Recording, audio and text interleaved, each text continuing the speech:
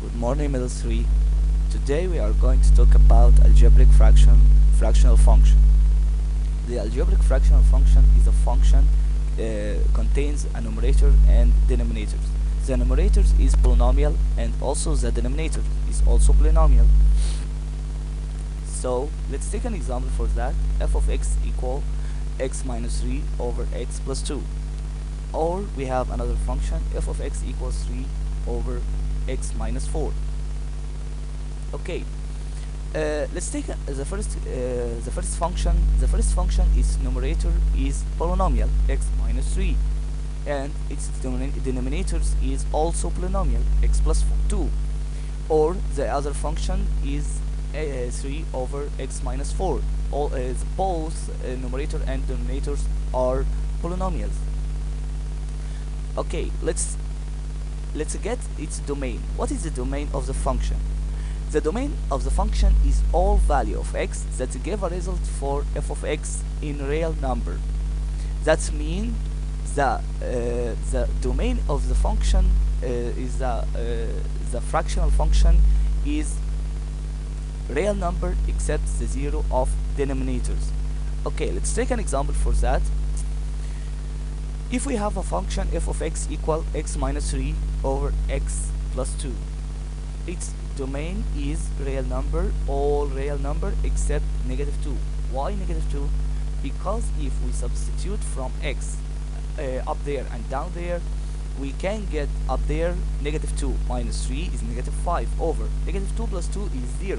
So it will be negative 5 over 0, and we can divide by 0. So it does the value of x equal negative 2 doesn't exist in real number.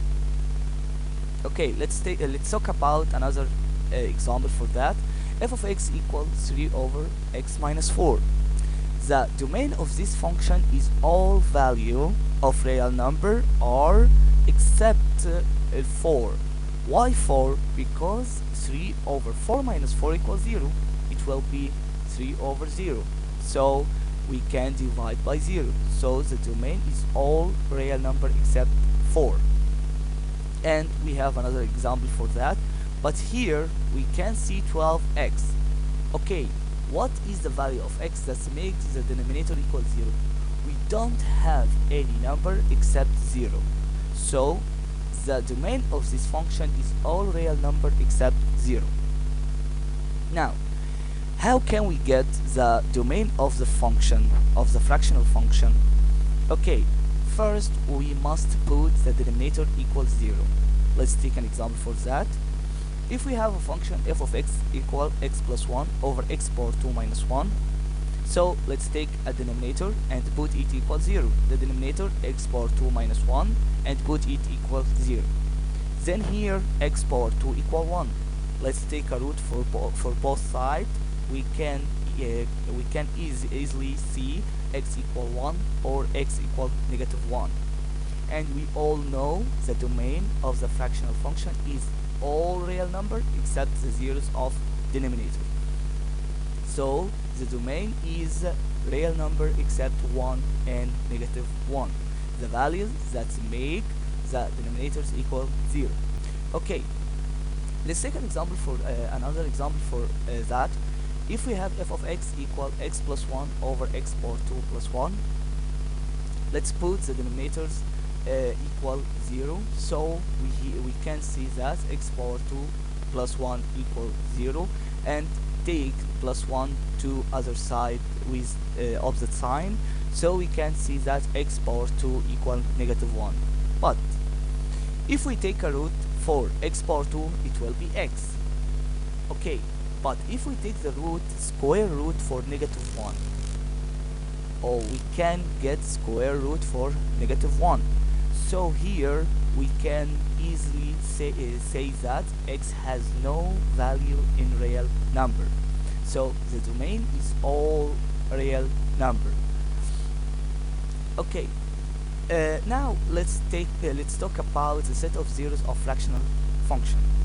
Okay, in the previous, to get the domain, don't forget this. To get the domain, we put the denominator equals 0. Here we can get the inverse. Okay, let's take an example for that to get the set of zeros of the fractional function. Okay, first let's define what is the set of zeros of fractional function. That set of zeros of fractional function is all value that make f of x equals 0. Okay, that mean what? We put the numerator equals 0. So here we put the numerator equals 0. In the previous, we to get the domain, we put the denominator equal 0. Okay, let's take an example. If we have f of x equal x over x minus 3, so we put the numerator x equals 0. So we can easily see that x, if we put x equals 0, so it will be x 0, x will be 0, so 0 over 0 minus 3, it will be 0 over negative 3 equal 0. Okay, so the set of zeros is 0. Okay, no. To get the set of zeros of a fractional function, the fraction must be in simplest form. Okay, let's take an example to make it clear. If we have a function f of x equal x power 2 plus 3x over x power 2 minus 9. Okay, let's take x power 2 plus 3x, the numerator, put it directly equals 0 and try to test this. Okay, if we put it equals 0, let's try to solve this and take x as a common factor from both sides. We can see that x times x plus 3 equals 0.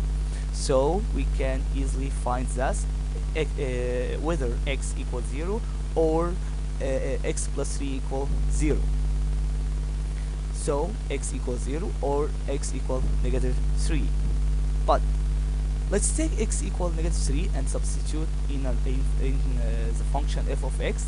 We can see that f of x equals 0 over 0, undefined quantity in a real number, so because we can divide by 0.